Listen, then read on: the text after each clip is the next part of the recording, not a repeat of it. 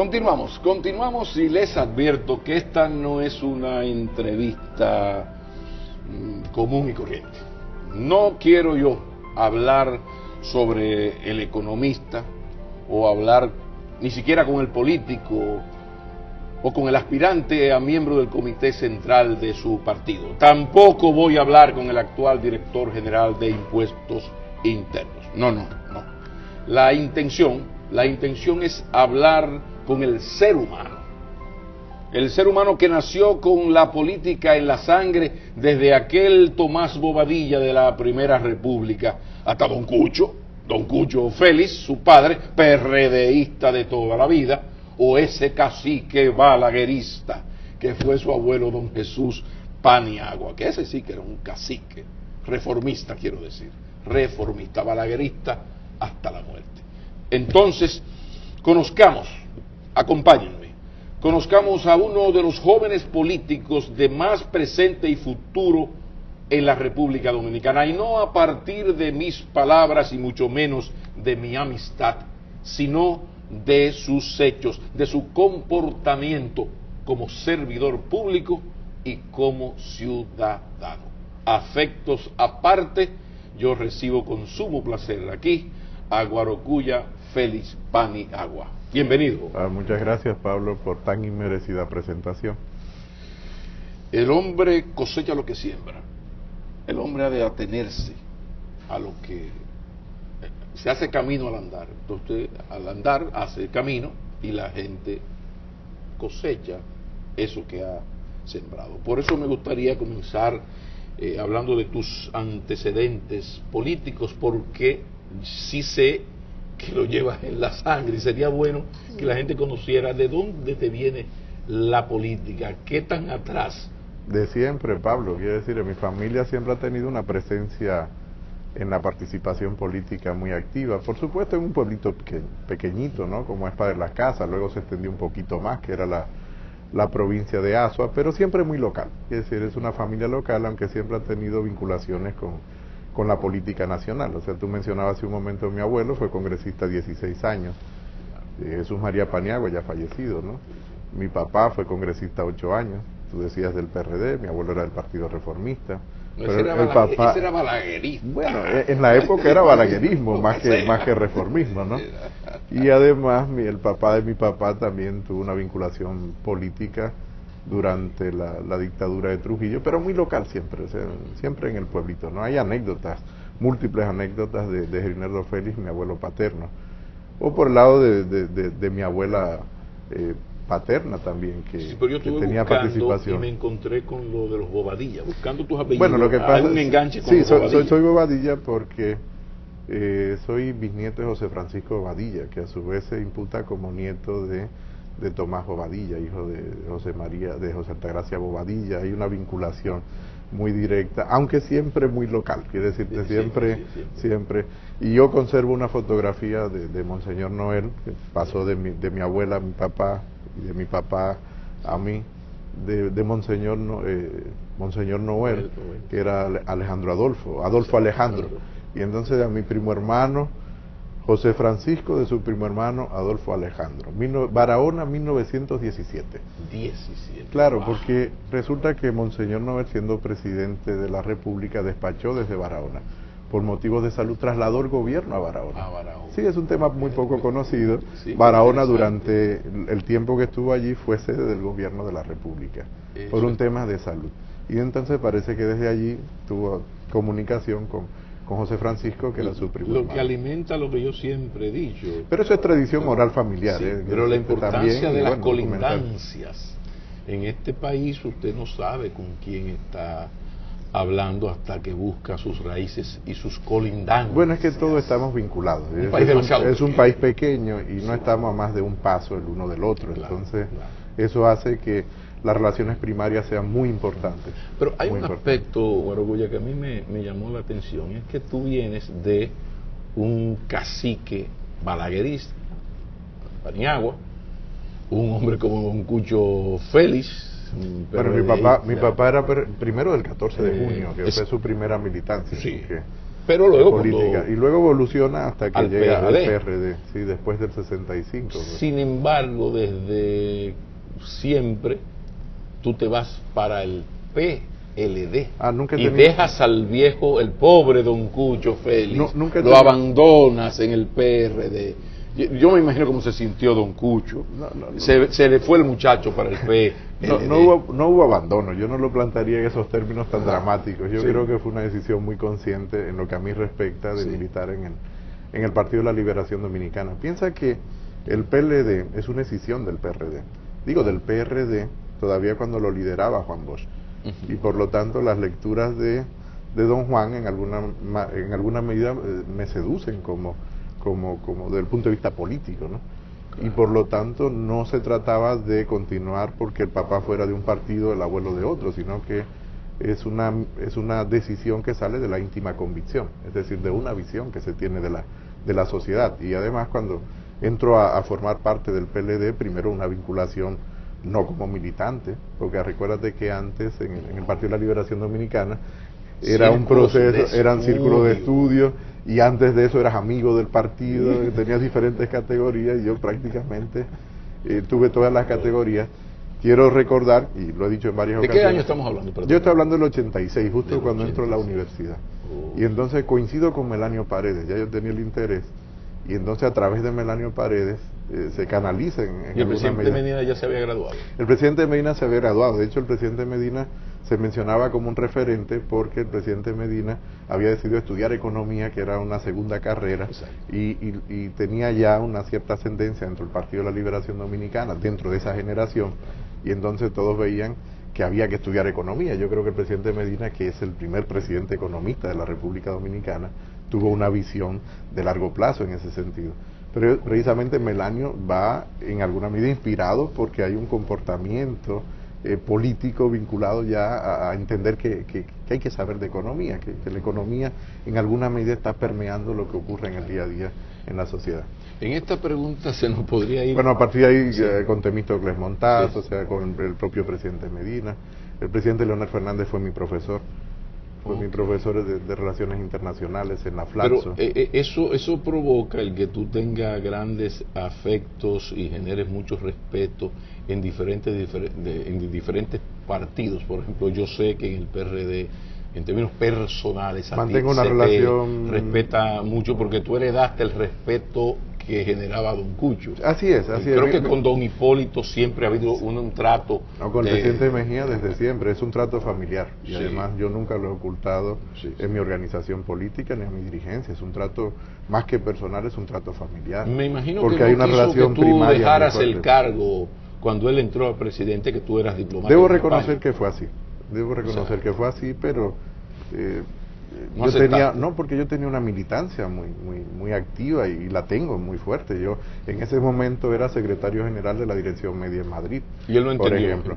Pero por supuesto porque es una de respeto. Pero él quería hacerte el reconocimiento. Así lo hizo. Y así lo hizo, debo decirlo públicamente que lo hizo en ese sentido, así lo hizo. Hay una relación primaria en ese sentido, pero desde el respeto del ámbito político de cada quien. Es decir, yo mantengo una militancia muy activa desde siempre en mi partido, que es el Partido de la Liberación Dominicana. Claro, lo que pasa es que Lo mismo pasa con el Partido Reformista, quiere decir, también he heredado en gran medida muchas de las vinculaciones que tuvo mi abuelo, ¿no? Evidentemente es un partido que ha estado disminuyendo en lo que es la preferencia del electorado, en lo que es la participación activa en política, pero sí queda un respeto importante. A ti se te tiene junto a otros miembros del PLD, dirigentes, algunos funcionarios, como el tipo de PLDista que, a pesar de la masificación del PLD, ha mantenido cierta frugalidad, racionalidad en el gasto de los recursos del Estado. Eso me lleva a pedir tu opinión sobre la figura ética y estética, moral y política de don Juan Emilio Bosch y Gaviño. ¿Qué representa don Juan para ti? A partir de tu conducta, que ya conocemos. Pero don Juan representa un referente muy importante.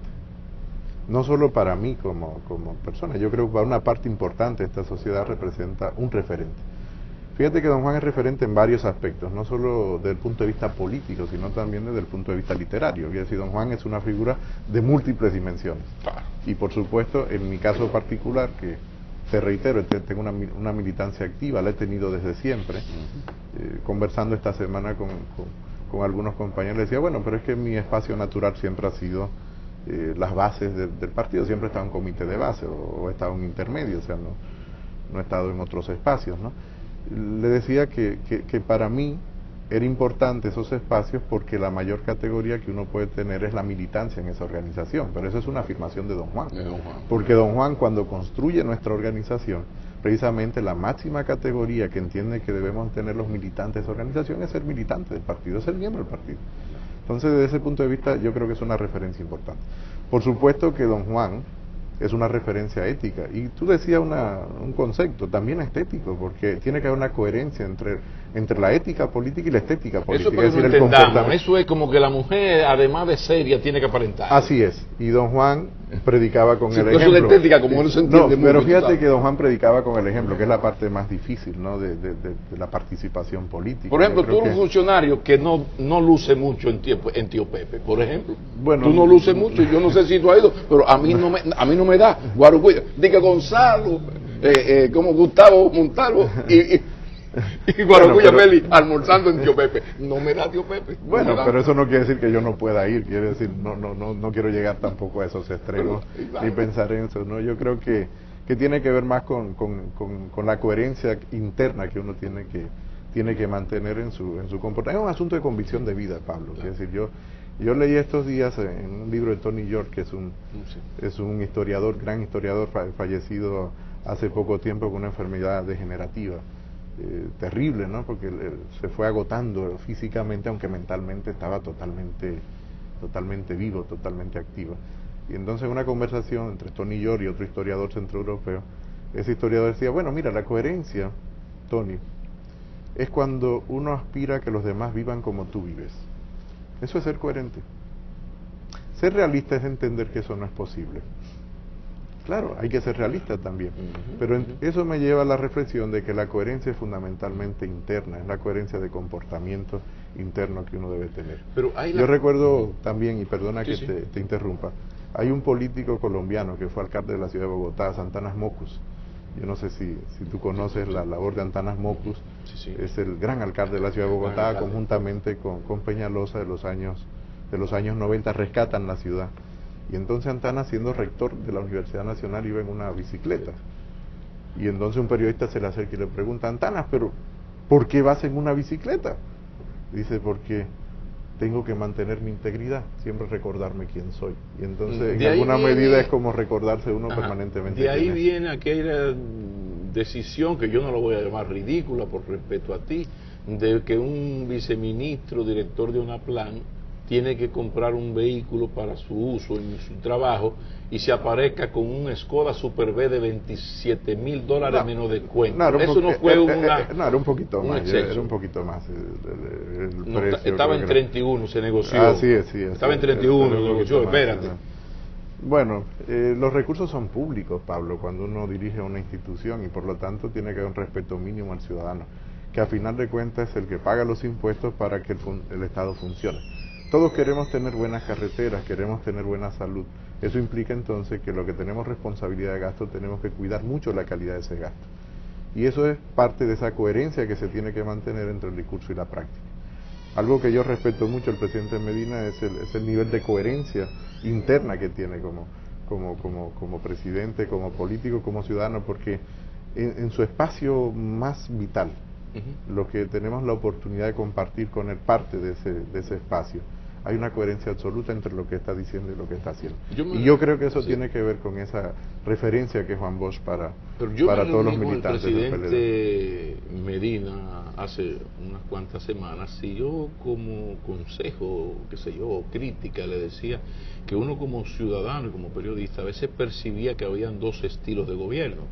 El estilo Danilo Medina, que está muy en esa línea, estás tú, está Gustavo Montalvo y está Peralta, hay un grupo de gente con esa tacañería vanileja maravillosa cuando se trata de manejar dineros del Estado, ¿no? Claro, son fondos públicos porque... Entonces es posible que poco a poco el presidente Danilo Medina vaya replicando su estilo, que aparezcan más Guarocuya Félix, más Gustavo Montalvo, en esa feliz tacañería banelieja, tanto que nos ataca. Es que la mayoría de los militantes del Partido de la Liberación Dominicana tienen ese comportamiento, Pablo.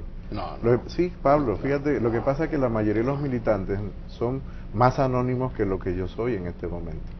Porque ya yo tenía el mismo comportamiento, simplemente que ahora, como tengo la posibilidad, por la posición que ocupo pública o por la participación política, que bueno, me he ido haciendo más adulto políticamente, voy a un medio de comunicación, pero la mayoría de los militantes del Partido de la Liberación Dominicana mantienen una conducta sumamente frugal, Pablo. Yo pienso Fíjate que tú te estás refiriendo a los 10.322.4 miembros que había en el 95, No, Pablo, 96. No, Pablo. Yo este es un partido de 2 millones donde hay de todo, como en botica. Absolutamente. Terrible. Pablo, absolutamente, pero fíjate que... Algunos son insaciables. Sí, pero es una minoría, Pablo. No podemos juzgar a la mayoría por una minoría que mantiene un tipo de comportamiento que difiere de ese referente que era Juan Bosch.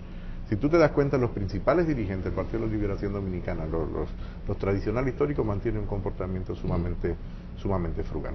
Tenemos que ir a una pausa, pero cuando retornemos hay que hablar, que conecta muy bien con esto, con primero tus aspiraciones al comité Pablo, central aunque hoy del PLD. No, Pablo, no. Porque hoy es jueves, es verdad, estamos grabando el jueves, pero el viernes termina proselitismo interno y por lo tanto permíteme no hacer ningún tipo de proselitismo. O sea que en este programa no se puede decir que tú eres candidato al comité central Pablo, del PLD. Yo te pediría que no, porque además, yo te pediría que no, porque cerramos el viernes y creo que tú lo pasas el sábado, entonces no puede ser.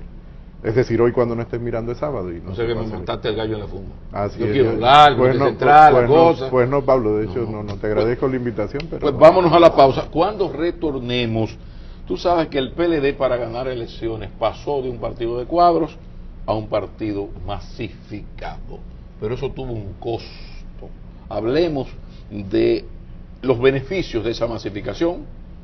Gobernar está muertecito de éxitos, pero eso también ha tenido un costo ético, un costo de pérdida de cierta credibilidad en ese aspecto. Más de un miembro que ha avergonzado a Bosch, y no a partir de una sentencia, que el PLD ha sido muy blandengue con eso, sino a partir de una auditoría visual, porque aquí hay gente que el problema no es la sentencia o el sometimiento, sino la auditoría visual. Pero el PLD pasó de un partidito de cuadros de 10.500 miembros a un partido de masas, arrollador y súper eficiente como maquinaria electoral. Vamos a hablar de eso con Guarocuya Félix después de la pausa.